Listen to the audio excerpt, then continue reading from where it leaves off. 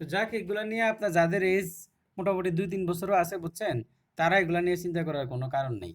এবার তবে যদি এরকম হয় যে একটু বলছে যে একটু জনসংখ্যা একটু যাওয়া উচিত, মানববন্ধন করবে, তাহলে সেই ক্ষেত্রে যাইতে পারেন। সংখ্যা গরিষ্ঠ হইল, এমনও হইতে পারে যে আপনার জন্য ভবিষ্যতে এটা কাজেও তো লাগতে পারে। তো যদি এখন ভাই হুম, বয়সটা ভাই বাড়াবে না, কারণ হচ্ছে ওই যে হ্যাঁ, আমার শিক্ষামন্ত্রী কাছেও মনে দেওয়ার পরে হয়। আপনার সংসদে এটা উত্থাপন করা হয়েছিল। এখন এক এমপি উত্থাপন করছে, উত্থাপন করার পরে পরে হচ্ছে জনপ্রশাসন যে মন্ত্রী যে আছে উনি হচ্ছে ডাইরেক্ট না করে দিছে যে এখন আমাদের বাড়ানোর কোনো ইচ্ছাই নাই। হুম। এটা নিয়ে সামনে আপনার প্রধানমন্ত্রীর সাথে কথা হবে অনেক, তারপরে যদি চিন্তা ভাবনা থাকে তারপরে বাড়াবে, এখন আর ওই কোনো সুযোগ ধরেন নাই, এটা মোটামুটি বলে দিছে। মোটামুটি আমাদের এগুলা চিন্তা করে আর লাভ নাই। ঠিক আছে, এখন যখন দিয়ে দিব জি তখন ভাইয়া। হয়ে যাবে আর কি। দেখা যাক আর ভাই কি করে। আমাদের তো ভাই বয়স আছে, তো হুম। বয়স এটা ম্যাটার না, আমাদের ইচ্ছা 1-1.5 বছরের মধ্যে জানি একটা ভালো একটা চাকরি পাই। আপনি আপনি 1-1.5 বছর, জি ভাই। আপনার 2 বছরের উপরে প্রিপারেশন নিতে, 1.5 বছরের উপরে প্রিপারেশন নিতে লাগে নাকি? ভালো করে প্রিপারেশন নিলে এরপরে আর সমস্যা হবে না। দেখেন, তো Suman Suman went to bed after he dash his lesson, তাহলে এখানে কি হইতে পারে?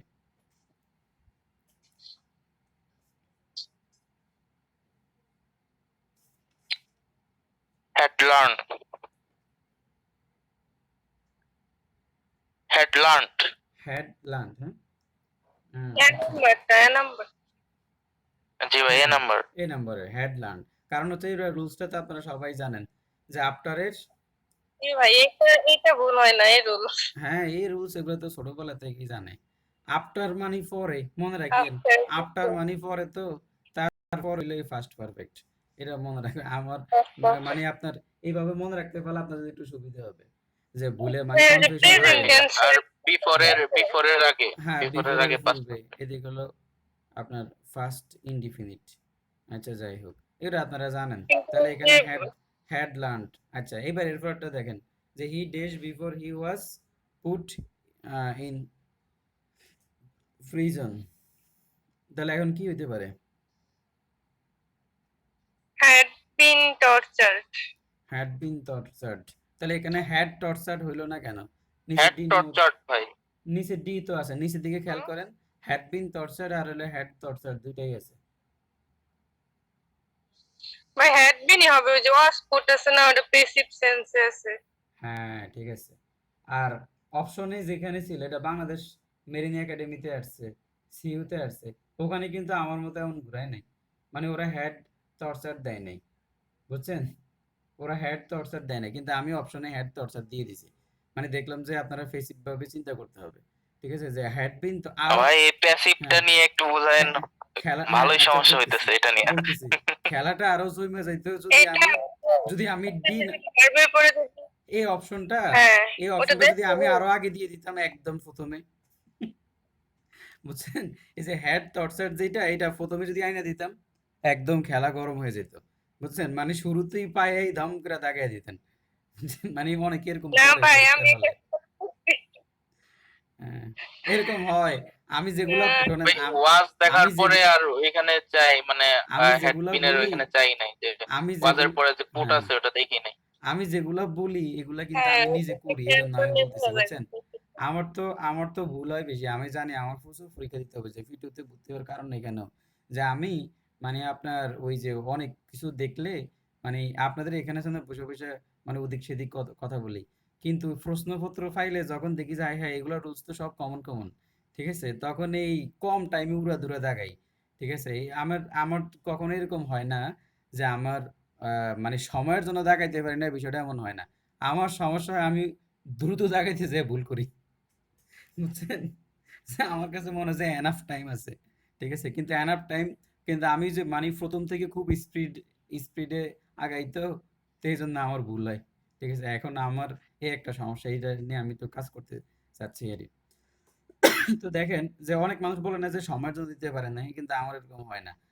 আমি মানে খুব দ্রুত ভাবে চিন্তা করে করে দেখাই, তো এই জন্য দ্রুত চিন্তা করতে যে ভুল হয় আবার ওরকম। তো we dash before we he was put in prison, তাহলে বোঝা গেল যে তাকে আসলে প্রিজন মানে হচ্ছে কয় দিয়ে রে, মানে তাকে কারাগারে নেওয়ার আগে ওই যে পুলিশে এমন মাইট দিছে এখন দেখেন এই যে হি হ্যাড বিন টর্চার্ড, মানে সে আপনার মাইর খাইছে পুলিশের হাতে, মারাত্মক বেদম মাইর দিছে আর কি। ঠিক আছে, তাহলে এখন দেখেন যে তার প্রতি টর্চার করা হয়েছে, সে নিজের উপর তো টর্চার করে না, মানুষ তার নিজের উপর টর্চার করে না। ঠিক আছে, কিছু কিছু পাগল আছে করে। তাহলে হি হ্যাড বিন টর্চার, তাহলে তাকে টর্চার করা হইলো প্রিজনার কেজে, কয়েদি মানে কারাগারে নেওয়ার আগে, এই জন্য এটা ফেসিভ টেন্স। তাহলে এই যে দেখেন, এই যে ফেসিভ, এই যে দেখেন, এই যে হি হইলো সাবজেক্ট, এই সাবজেক্টের সাবজেক্ট, আর এখানে কাজটা কি টর্চার করা। এখন সে নিজেকে নিজে টর্চার করছে। মানুষ তো যারা কয়েদি, এই বিষয়টা তো এমন না যে কয়েদিরা রিমান্ডে যে বলে যে "এই তুই নিজেকে নিজে পিটা", এরকম পুলিশ কখনো বলে? ঠিক আছে, বরঞ্চ পুলিশে নিজে পিটায় আরই। তাহলে যে টর্চার করার যেই ওই যে যন্ত্রণা দেওয়ার যে কাজটা, এই কাজটা সে নিজে করে নাই। ওই যে কয়েদি, কয়েদি সে নিজে করে নাই, তাহলে তার উপর করা হয়েছে। যখন ভার্বের উপর কাজ করা হয়, ওই যে যেই অ্যাকশনটা, যেই কাজটা, ভার্বটা যেটা আছে, সে নিজেই যদি কাজটা না করে, তখন সেটা প্যাসিভ হয়ে যায়। যদিও প্যাসিভ অ্যাক্টিভ প্যাসিভ ধরা একটু কষ্টকর, মাঝে মাঝে ভুল হয়, তবে এটা সোজা ছিল। আচ্ছা দেখেন, এরপরে দেখেন, এই যে Rahim dash for a new roommate before he finally succeed, তাহলে এখানে কি হইতে পারে?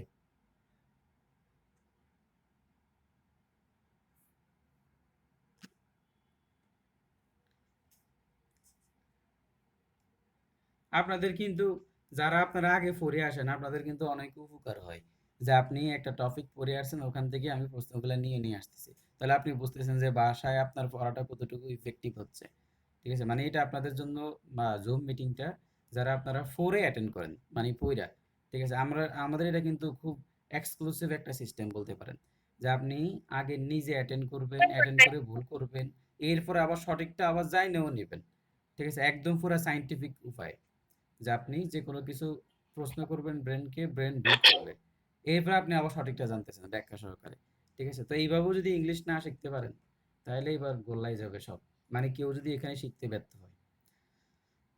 রহিম dash for a new roommate before he finally succeed, তাহলে এখন কি হইতে পারে? দেখেন এখানে বিফোর কথাটা আছে, বিফোর, তাহলে যেহেতু বিফোর আছে, এইটা এই রুলস গুলা থেকে আচ্ছা, শ্রম মন্ত্রণালয়ে অধীনে সহকারী পরিচালক 2005 সালে একটা প্রশ্ন আসছে এখান থেকে। এখন এগুলা থেকে খুব একটা দেয় না, তারপর আপনারা শিখে নিলেন এরই। ঠিক আছে, বিফোরের পরে ফার্স্ট ইনডিফিনিট, এটা ফিক্সড। বিফোরের পরে ফার্স্ট ইনডিফিনিট। এখন তাহলে বিফোরের আগে কি হবে? ফার্স্ট পারফেক্টারই। যদি ফার্স্ট পারফেক্ট না থাকে, আপনি কি করবেন? এ ঠিক হইতে আছে, পারে ভাই, হ্যাঁ, হ্যাড আপনার বিন লুকিং। বিফোরের বিফোরের পরে, বিফোরের পূর্বে হয় ফার্স্ট পারফেক্ট, কিন্তু ফার্স্ট পারফেক্ট তো এখানে নাই। তাহলে আপনি কি চিন্তা করবেন?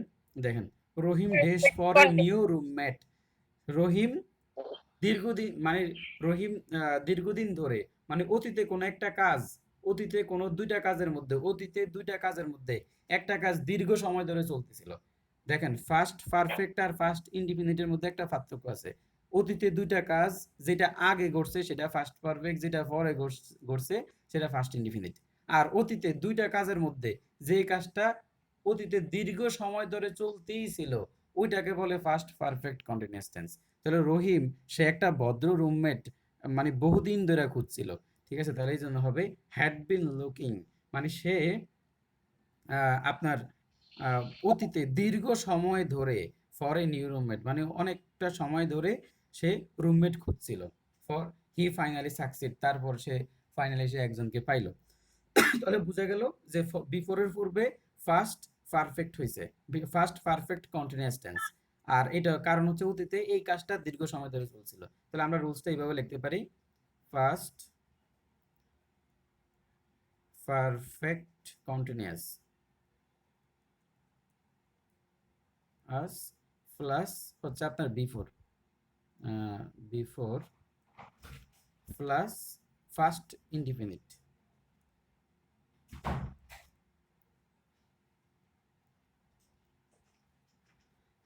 তাহলে মূল বিষয়টা হচ্ছে এখানে এই যে ফার্স্ট পারফেক্ট কন্টিনিউয়াস টেন্স, এরপর হচ্ছে আপনার বিফোর ফার্স্ট ইনডিফিনিট। তার মানে অতীতে দুইটা ঘটনার মধ্যে একটা ঘটনা যদি মানে অপেক্ষাকৃত বেশি সময় ধরে চলতে থাকে, ঠিক আছে, তখন যেই ঘটনাটা অনেক লম্বা সময় ধরে চলছিল, সেটা ফার্স্ট পারফেক্ট কন্টিনিউয়াস টেন্স হবে। আর বিফোরের পরে যথারীতি ফার্স্ট ইনডিফিনিট টেন্সই হবে। আচ্ছা, এবার আমরা নেক্সট চলে যাই। এবার দেখেন এখানে I shall meet my friend when dash. এখন এখানে কি হবে বলেন?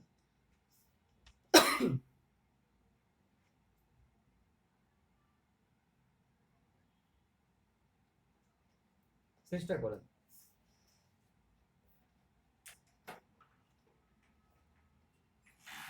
এখানে হয়েন আছে দেখছেন, গতকাল আমরা হয়েন নিয়ে কথা বলছিলাম, এই যে হয়েন। when he comes আচ্ছা, তো ঠিক আছে, এবার আমরা হয়েন হয়েন নিয়ে এবার জি ভাই, হি সর্বশেষ, কামস। হ্যাঁ হয়েন নিয়ে এবার সর্বশেষ রুলসটা আমরা বলি, এটা হি কামসই হবে। তো সর্বশেষ রুলসটা হচ্ছে আমরা হয়েন নিয়ে আবার রিপিট করি গতকাল থেকে এই পর্যন্ত। অতীতকালে দুইটা কাজ, সরি, বর্তমান কালে মানে প্রেজেন্ট ইনডিফিনিট টেন্স যদি হয়, প্রেজেন্ট ইনডিফিনিট টেন্সের তো সিম্বল জানেন, অভ্যাসগত বৈজ্ঞানিক সত্য এই ধরনের জিনিসগুলা প্রেজেন্ট ইনডিফিনিট। তো দুইটা প্রেজেন্ট ইনডিফিনিট টেন্সকে যদি আপনি হয়েন দ্বারা যুক্ত করেন, মানে বর্তমান কালের দুইটা ঘটনাটাকে যদি আপনি হয়েন দ্বারা যুক্ত করেন, তাহলে দুই পাশেই প্রেজেন্ট ইনডিফিনিট টেন্স হবে। এক পাশে প্রেজেন্ট হইলে অপর পাশেও প্রেজেন্ট ইনডিফিনিট টেন্স হবে যদি বর্তমান কালের কোনো অভ্যাসগত ঘটনা নিকট মানে আপনার অভ্যাসগত ঘটনা, বৈজ্ঞানিক সত্য, সায়েন্টিফিক ফ্যাক্ট এরকম কোনো কিছু হয়, তাহলে হয়েন দ্বারা দুই পাশেই প্রেজেন্ট ইনডিফিনিট টেন্স যুক্ত হবে। এবার হয়েন দ্বারা অতীতের দুইটা কাজ, একটা একটা চলমান অবস্থায় ছিল, তার মধ্যে আরেকটা ঢুকে গেছে, যদি এরকম হয় তাহলে এক পাশে প্রেজেন্ট, সরি ফার্স্ট কন্টিনিউয়াস, অপর পাশে ফার্স্ট ইনডিফিনিট। মানে একদিকে যদি আপনার ফার্স্ট ইনডিফিনিট হয় তাহলে হয়েনের পরে আপনার ফার্স্ট কন্টিনিউয়াস ইউজ করবেন, যদি হয়েনের আগে ফার্স্ট কন্টিনিউয়াস থাকে তাহলে পরে ফার্স্ট ইনডিফিনিট ইউজ করবেন। এটা হচ্ছে হয়েনের সেকেন্ড রুল। থার্ড রুল হচ্ছে হয়েন দ্বারা অতীতকালে দুইটা ঘটনা, অতীতকালে ঘটা দুইটা ঘটনাকে যদি উল্লেখ করা হয় এবং যেই ঘটনাটা আগে ঘটছে, অতীতকালের দুইটা ঘটনার মধ্যে যেই ঘটনাটা আগে ঘটছে সেটা হবে ফার্স্ট পারফেক্ট, আর যেটা পরে ঘটছে সেটা হবে ফার্স্ট ইনডিফিনিট। আর এই দুইটা ঘটনাকে যদি আপনি হয়েন দ্বারা যুক্ত করতে চান তাহলে হয়েনের আগে হবে ফার্স্ট পারফেক্ট, পরে হয়েন, পরে ফার্স্ট ইনডিফিনিট। তার মানে যে হয়েন দ্বারা অতীতকালের দুইটা ঘটনাকে যদি যুক্ত করেন, যে ঘটনাটা সবার আগে ঘটছে সেটা ফার্স্ট পারফেক্ট, যেটা পরে ঘটছে সেটা ফার্স্ট ইনডিফিনিট। তাহলে হয়েনের আগে ফার্স্ট পারফেক্ট, পরে ফার্স্ট ইনডিফিনিট। তাহলে অতীতকাল নিয়ে কিন্তু অতীতকাল নিয়ে কিন্তু হয়েনের ব্যবহার দুইটা। আর সর্বশেষ হয়েনের ব্যবহার হচ্ছে যদি ভবিষ্যৎকালে দুইটা ঘটনাকে যদি আপনি ব্যাখ্যা করতে চান তাহলে হয়েনের এক পাশে হবে, হয়েনের পূর্বে হবে ফিউচার ইনডিফিনিট, আর হয়েনের পরে হবে আপনার প্রেজেন্ট ইনডিফিনিট। দেখেন ফিউচার ইনডিফিনিট, তার আগে আমরা দেখাচ্ছি যে হয়েনের পূর্বে হবে আপনার present indefinite, sorry future indefinite, আমি ভুল বলতেছি, যে ফিউচার ইনডিফিনিট এটা হচ্ছে হয়েনের পূর্বে। এরপরে হচ্ছে আপনার এরপরে যে কিছু শব্দ, এই যে কিছু শব্দ আমি লিখবো, কিছু শব্দ, এখানে শুধু হয়েন না বিষয়টা, আরো অনেকগুলো আছে। এই যে কিছু শব্দ, এরপরে হচ্ছে আপনার প্রেজেন্ট ইনডিফিনিট। আর মনে রাখবেন যে ফিউচার টেন্সে কখনোই আপনার দুই জায়গায় ফিউচার টেন্স হয় না, মানে রুলসগুলোর মধ্যে ফিউচারের সাথে প্রেজেন্টের সাথে একটা সম্পর্ক থাকে। মানে এক পাশে দেখেন এই যে ফিউচার ইনডিফিনিট দেখলেন না, এই পাশে প্রেজেন্ট ইনডিফিনিট। ম্যাক্সিমাম জায়গায় দেখবেন ওই যে যে ওয়ার্ডগুলো আছে জি ভাই ওই ওয়ার্ডগুলোর পরেই প্রেজেন্ট ইনডিফিনিট থাকে, মানে কখনো দুই জায়গায় ফিউচার থাকে না। এটা খুবই সহজ, মানে ফিউচার টেন্সের মনে রাখার ট্রেডমার্ক হচ্ছে এইটা, যে ওই শব্দগুলোর পরেই প্রেজেন্ট ইনডিফিনিট হয়ে যায় সাধারণত, বা সবগুলা রুলসেই। তো এখন দেখেন ওই শব্দগুলো কি কি, একটা হচ্ছে হয়েন, আর হয়েন নিয়ে তো আমরা বিস্তারিত কথা বলছি। হয়েন নিয়ে যদি এখনো কারো কোনো প্রকার কনফিউশন থাকে আপনারা বলিয়েন, যদিও হয়েন নিয়ে প্রচুর বলা হয়েছে। এরপরে যদি আপনাদের কনফিউশন থাকে প্রয়োজনে আমি উদাহরণ দিয়ে ভাই সবগুলাকে কোন হ্যাঁ কিন্তু বলেন। ওই যে বেশ লাগে আর কি, রিভিশন দিলে ঠিক হবে। রিভিশন দিলে ফ্যাস লাগে, হ্যাঁ তাহলে ঠিক আছে, ফ্যাস কিছুক্ষণ পরে না চলে না না, রিভিশন দিলে ঠিক হয়ে যাবে। এখন আর না, কি ব্যাটের সাথে আমার হয় না, এখন একটা বেশ এক- লাগে। এখন আর ফেস লাগবে না, দাঁড়ান আমরা আমরা শেষ টপিকটা শেষ করার পরে লিখবো হয়েন সমাসার দিয়ে, এবার সবগুলাকে এক জায়গায় নিয়ে আসবো, মানে হয়েনের যত রুলস আছে সকল রুলসকে এক জায়গায় নিয়ে আসবো, জি তখন আর আপনার প্রবলেম হবে না। When, as soon as, unless, in case, এই শব্দগুলো যদি থাকে তাহলে এগুলোর পূর্বে হবে ফিউচার ইনডিফিনিট, আর এগুলোর পরে অবশ্যই ফার্স্ট ইনডিফিনিট। তার মানে হয়েন, আনলেস, ইন কেস এইসব শব্দগুলোর পরে অবশ্যই অবশ্যই ফার্স্ট ইনডিফিনিট হবে। এগুলোর পরে আপনি কখনোই ফিউচার ইনডিফিনিট আনতে পারবেন না। এখন এখানে একটা বিষয় আছে যে আপনার এখানে ইন কেস মানে যদি অর্থে সম্ভাবনা, ইন কেস দ্বারা সবসময় যদি অর্থে সম্ভাবনা বোঝায়। আমি একটু লিখে দিচ্ছি, ইন কেস, ইন কেস দ্বারা হয় যদি অর্থে সম্ভাবনা।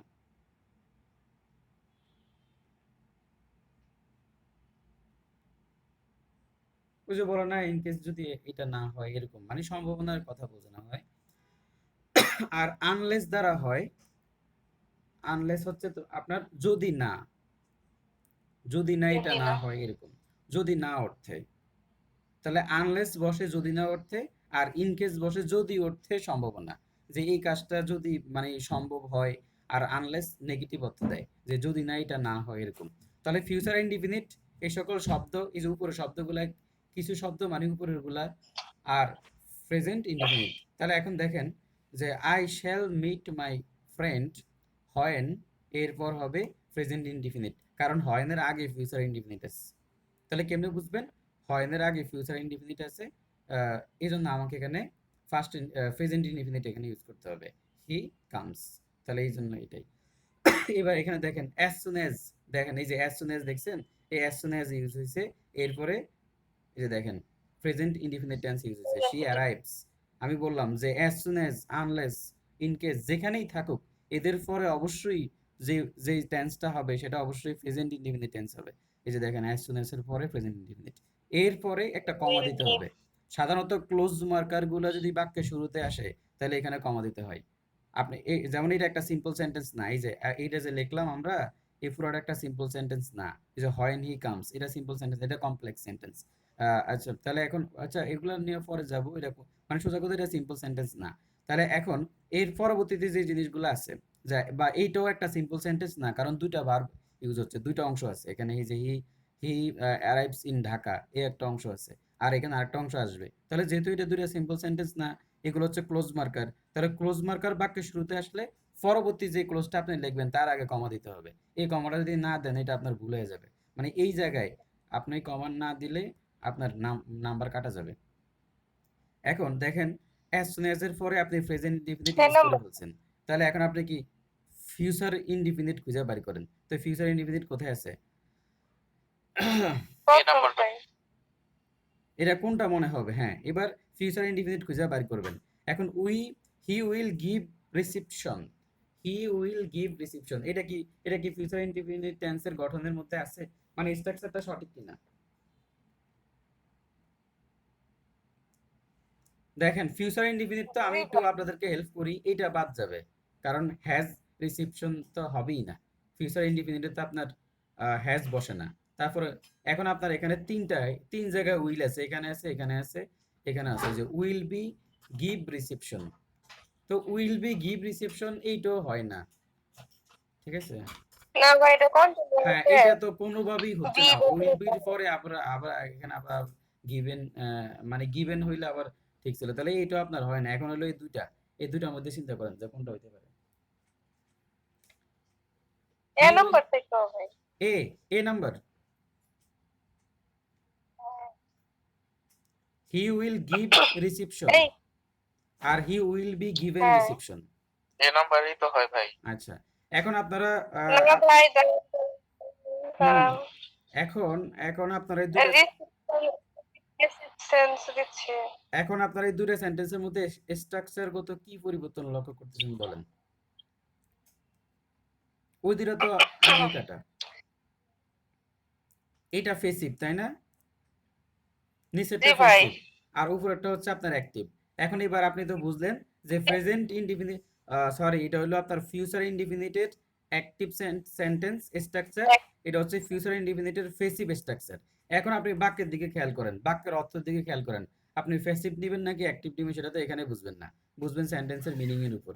As soon as he arrives in Dhaka, যখনই সে ঢাকাতে পৌঁছবে তখনই তাকে রিসিপশন, সে কি কাউকে রিসিপশন দিবে নাকি তাকে রিসিপশন কেউ দিবে?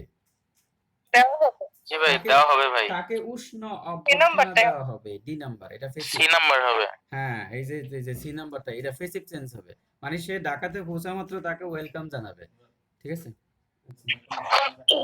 হ্যাঁ, আচ্ছা ঠিক আছে। তাহলে এখানে সি নাম্বারটা, তার মানে এটা হলো আপনার ফেসিভ সেন্স দিচ্ছে, এই জন্য এখানে উইল বি গিভেন আপনার এই রিসিপশন, তাকে সে ওখানে যাওয়া মাত্রই তাকে একটা রিসিপশন দেওয়া হতে পারে, তাকে দেওয়া হবে, তিনি ঢাকায় পৌঁছানো মাত্রই তাকে একটা রিসিপশন দেওয়া হবে, এখানে দেওয়া হতে পারে কথাটা ভুল, অবশ্যই দেওয়া হবে, কারণ এখানে সম্ভাবনা বোঝায় নাই, ওরা ডাইরেক্ট বলছে মানে ভবিষ্যৎকালের কোনো একটা ঘটনা নিশ্চিতভাবে বুঝাইছে যে will be given a reception. আচ্ছা, তাহলে এটা গেল সমস্যা সমাধান, এবার এরপরটা চেষ্টা করেন।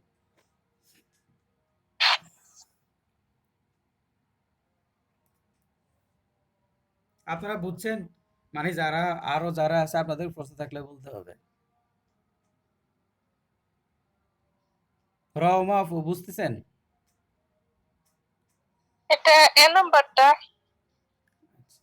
জি ভাইয়া। আচ্ছা, আমাদের তুহা আপু আপনার সমস্যা হইলে সাথে সাথে বলবেন। শারমিন আপু মনে হয় অনেকক্ষণ ধরে আছেন, কিছুক্ষণ আগে শামীম ভাই ছিল, আবার ডিসকানেক্টেড হয়ে গেছে।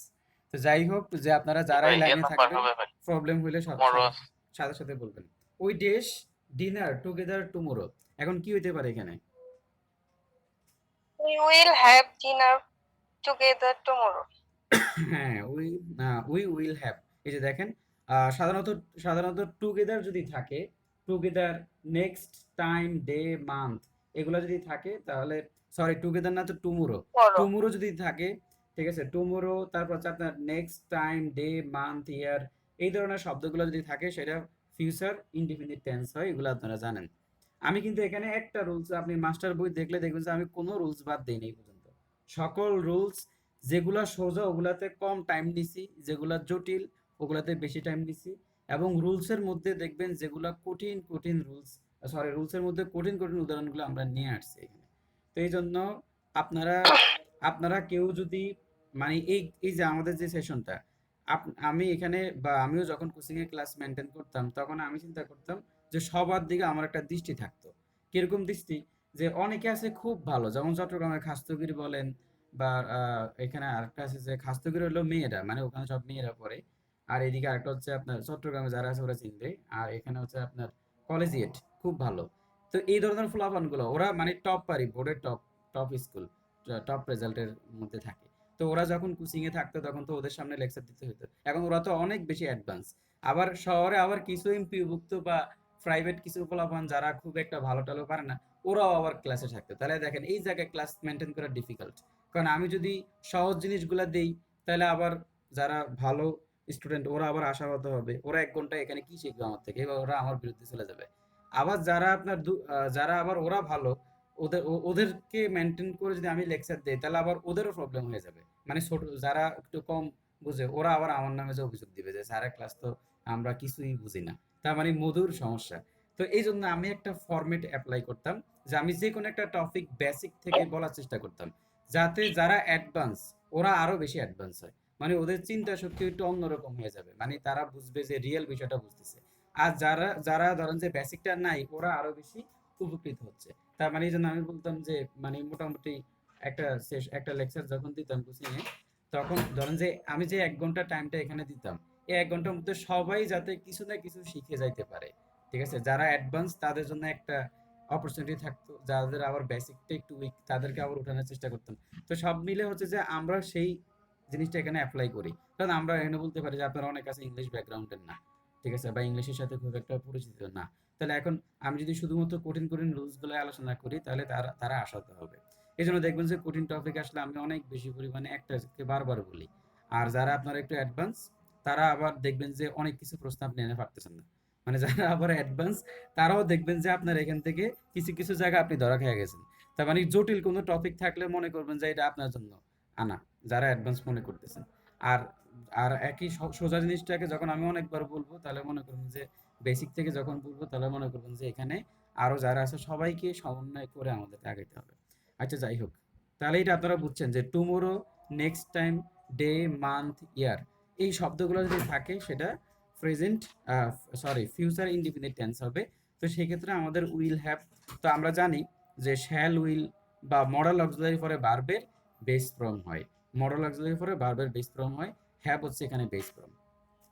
আর এটা হচ্ছে আপনার ফেসিভ স্ট্রাকচার, ঠিক আছে। এই স্ট্রাকচারটার কোনো ভ্যালুই নাই, এটা হয় নাই, এই স্ট্রাকচারটা ভুল, যে would have, would be have এরকম হতে পারে না। যদি এরকম হইতো, উড বি হ্যাড হইতো, তখন আপনি একটু অন্য চিন্তা ভাবনা করতে পারতেন।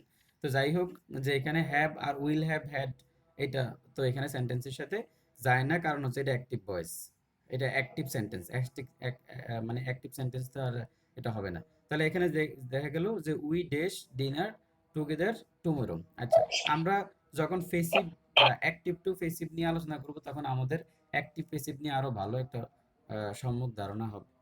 এবার এটা ট্রাই করেন, যে by the time he arrives we dash our homework.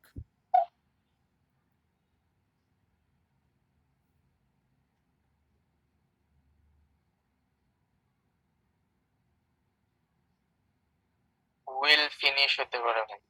B নাম্বারটা হবে। এখন কথা হচ্ছে যে বাই দ্য টাইম থাকলে এটা কোন টেন্স হবে?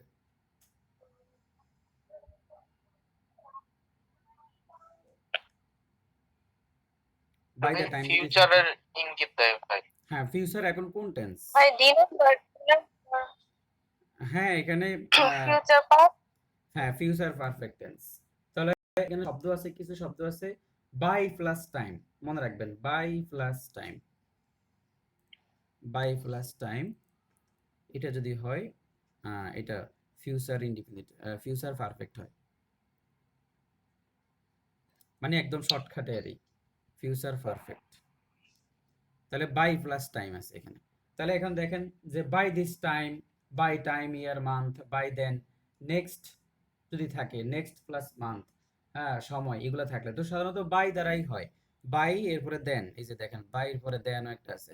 তো আমি যা দেখলাম যে বাই দিয়েই শুরু হয়, তো বাই দিস টাইম, যে বাই দা টাইম এরকম থাকে। তো মনে রাখবেন এখানে দুইটা রুলসকে একসাথে করে বলা যায়। আমি বলছিলাম যে বাই দা টাইম বা আপনার ফিউচারকে বোঝার জন্য যে সকল মার্কিংগুলো আছে, এগুলোর পরে সবসময় প্রেজেন্ট ইনডিফিনিট হয়। দেখেন এই যে এগুলোর পরে প্রেজেন্ট ইনডিফিনিট টেন্স, মানে যে দেখেন আপনি যখন হয়, as soon as, unless, in case, এইসব শব্দগুলো যখন ইউজ করছেন, তখন তারপরে যদি একটা ক্লোজ আসে, অবশ্যই সেই ক্লোজটা প্রেজেন্ট ইনডিফিনিট টেন্স হবে। তো মানে বাই দিস টাইমের পরে অবশ্যই প্রেজেন্ট ইনডিফিনিট টেন্স হবে। আর এই যে এর পরের অংশটা, এই যে বাকি অংশটা হবে বাই দিস টাইম থাকাতে ফিউচার পারফেক্ট। তাহলে এখানে আপনি ফিউচার পারফেক্ট হিসেবে কোনটা আছে? উইল হ্যাভ ফিনিশড, এটাই হবে। তাহলে এখন প্রশ্ন হচ্ছে, যদি উইল হ্যাভ ফিনিশড না থাকতো, তাহলে আপনি কোনটা জায়গায় দেন বলেন তো?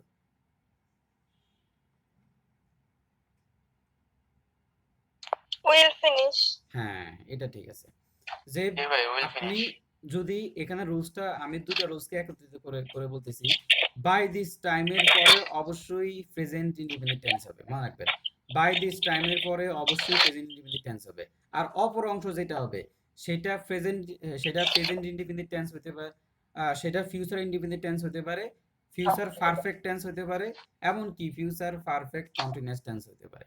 তাহলে মনে রাখবেন বাই দিস টাইমের পরে অবশ্যই প্রেজেন্ট ইনডিফিনিট টেন্স হবে, কিন্তু অপর অংশ কমায়ের পরের অংশ বা বাই দিস টাইম যদি বাক্যের মাঝখানে থাকে, তাহলে তারপরে অবশ্যই বাই দিস টাইমের পরে অবশ্যই যেই ক্লোজটা থাকবে, সেটা কমায়ের আগে থাকুক বা কমা ছাড়া বাক্যের মাঝখানে থাকার পরে বাই দিস টাইম, টাইম মাঝখানে থেকে এরপরে সেন্টেন্সটা হোক, যেখানেই বসুক না কেন অবশ্যই প্রেজেন্ট ইনডিফিনিট টেন্স হবে, এটা প্রেজেন্ট ইনডিফিনিট টেন্স। আর কমায়ের পরের অংশ যেটা আছে, ঠিক আছে। এখন আপনি যদি বলেন যে যে বিভিন্ন সেন্টেন্সে দেখবেন কমা নাই, মানে যদি সেন্টেন্সটা এইভাবে বলে we will have our homework by this time he arrives, তখন তো আপনাকে কমা দেওয়া লাগবে না, ঠিক আছে। তার মানে আপনি যখন এই যে ক্লোজ মার্কারগুলো বাক্যের মাঝখানে বসাবেন, তখন আর কমা দেওয়া লাগবে না। কিন্তু কমাটা কখন দেওয়া লাগবে?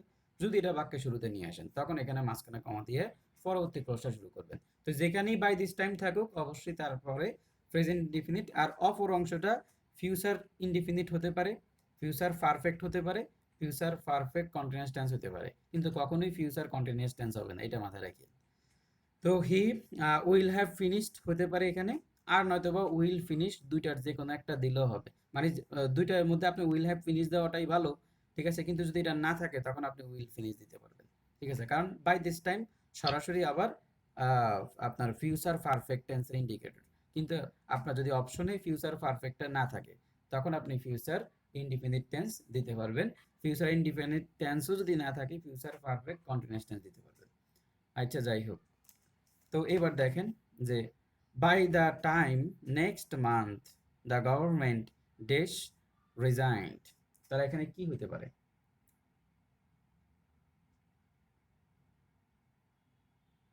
দেখুন তো কোনটা হতে পারে। will have resigned. হ্যাঁ, যে বি নাম্বার। জি জি, উইল হ্যাভ রিজাইন, এই যে দেখলাম যে বাই দিস টাইমের পরে by this time next month, দেখেন by this time next month, এরপরে কি কোনো ক্লোজ আছে এখানে? এটা কিন্তু একটা সিম্পল সেন্টেন্স। দেখেন এখানে পুরোটা কিন্তু সিম্পল সেন্টেন্স, এটা মাথায় রাখেন যেখানে পরবর্তীতে আর কোনো ক্লোজ আসে নাই।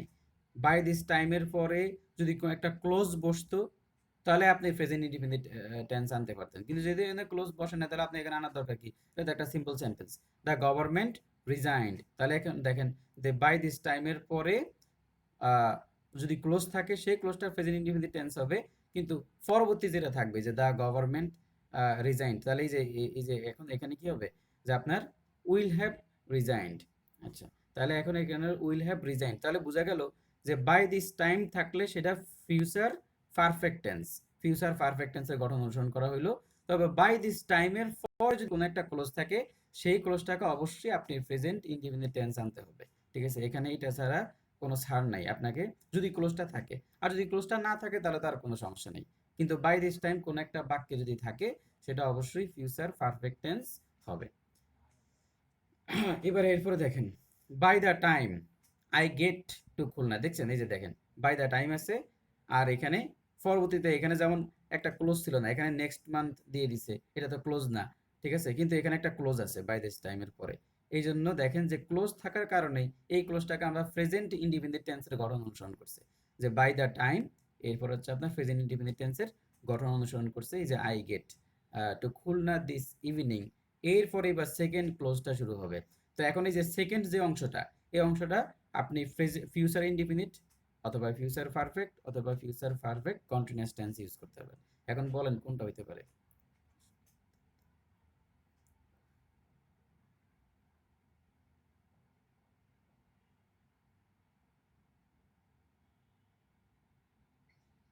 হ্যাঁ, এটা C number. Will have been driven, will have been driven, will have been will have been driving, এটা কি ফিউচার পারফেক্ট কন্টিনিউয়াস টেন্সের যে স্ট্রাকচারটা সেটা কি ফলো করা হয়েছে এখানে? উইল হ্যাভ বিন ড্রাইভেন, তো ফিউচার পারফেক্ট টেন্সের আচ্ছা এখন শোনেন, তো আমি এই সেন্টেন্সটায় আসার আগে আমি আপনাকে একটা প্রশ্ন করতে চাই, সেটা হচ্ছে এই সেন্টেন্সটা অ্যাক্টিভ নাকি প্যাসিভ?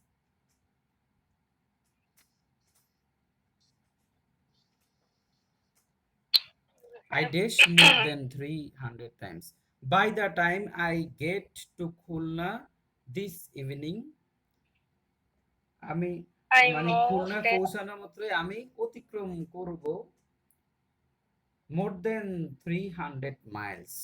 এই সন্ধ্যার মধ্যে আমি যদি খুলনার পৌঁছাই বা মানে পৌঁছাবো, এবং আমাকে কত ড্রাইভ করতে হ্যাঁ এখন দেখেন, যাইতেছে। এখন এটা কি অ্যাক্টিভ বোঝাচ্ছে নাকি প্যাসিভ বোঝাচ্ছে? অতিক্রমের কাজটা কে করবে, আমি নাকি অন্য কেউ?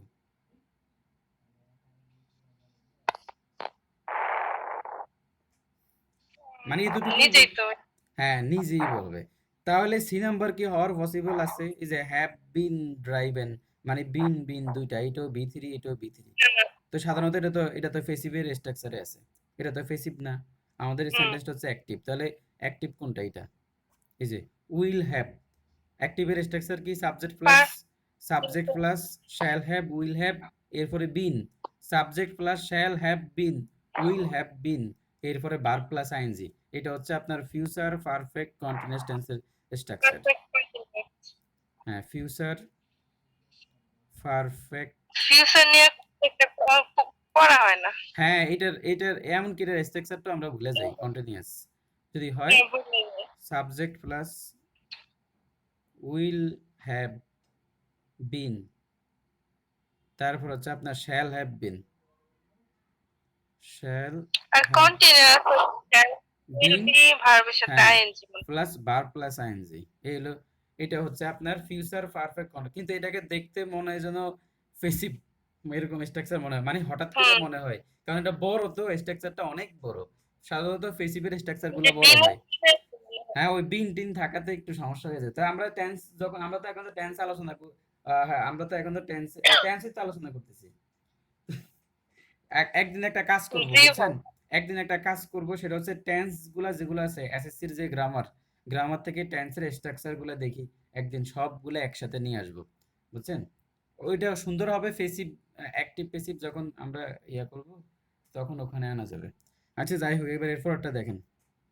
তাহলে স্ট্রাকচারটা মনে থাকলো, যে আমরা একটু লিখে দেই এটা।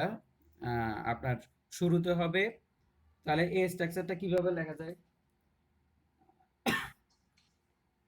আপনার প্রথমে বাই প্লাস টাইম, তো তাহলে এটা তো শুরুতে হবে, মানে আমি বাক্যের মাঝখানে দিয়ে দিচ্ছি এটা। তো আপনি শুরুতে ফিউচার, আমি ফিউচার ইনডিফিনিট টেন্স লিখি, ইনডিফিনিট। এরপরে হচ্ছে আপনার,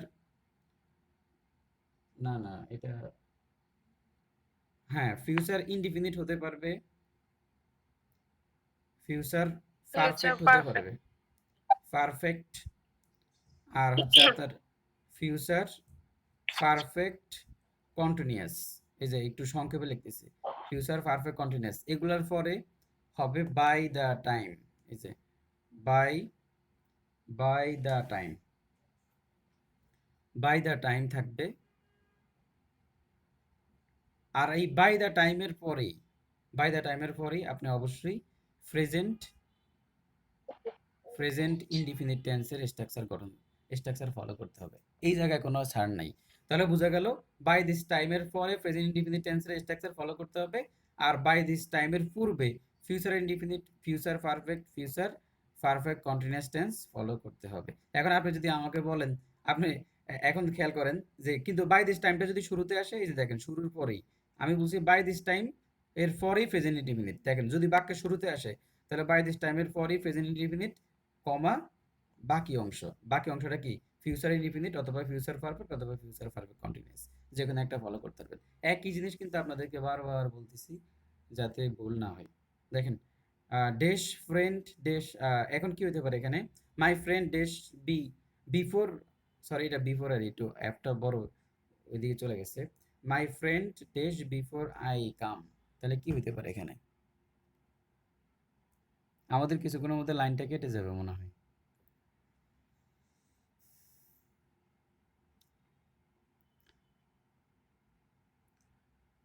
আমরা কিন্তু চাইলেও অনেক দ্রুত করতে পারি, বুঝছেন? কিন্তু আমরা কোয়ালিটি মেনটেন করার জন্য কিন্তু একটা রুলসকে বারবার বলি, বা আমরা বিস্তারিত একদম। আলোচনা করি। এই রাইট ফ্রম অফ ভার্ব শেষ করতে 2 ঘন্টার বেশি লাগে না। মানে থ্রোলি বলে গেলে, বিদ্যাবাড়ি বা অন্য কোচিং যেভাবে বলে, আমাদের তো এটা তো কোচিং না, গ্রুপ ওই যে স্টাডি।